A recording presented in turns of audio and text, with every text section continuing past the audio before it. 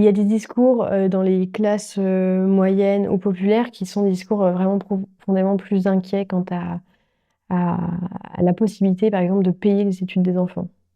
Donc il y a une projection vers le futur qui montre aussi que, comment dire, on ne fait plus confiance en l'État pour prendre en charge en fait le futur de nos propres enfants, parce qu'on se dit on n'aura pas de retraite, donc il n'y aura plus de bourse pour les étudiants, etc., etc.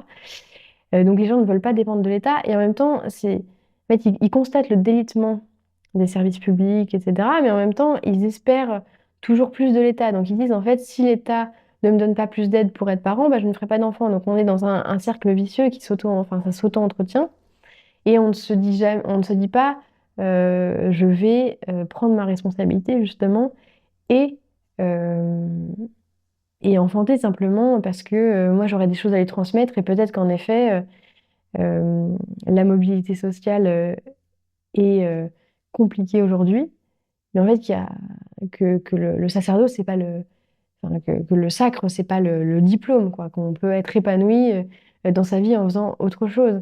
Et donc, c'est marrant parce que tout passe quand même par ce prisme de quelle sera sa condition de vie, est-ce qu'il pourra s'élever socialement et économiquement surtout. Et donc, ça crée beaucoup de crispation. Et donc, surtout chez les classes moyennes et populaires. Et chez les cadres sup, on est, je trouve, plutôt dans un rapport, toujours au pouvoir d'achat, mais plutôt de jouissance de consommation, puisqu'ils ont un mode de vie beaucoup plus élevé et ils veulent renoncer à rien. Parce que quand on s'installe dans un confort aussi, un embourgeoisement, il est difficile d'en sortir et de renoncer à cette petite parcelle de confort qu'on acquiert au fur et à mesure de sa vie professionnelle.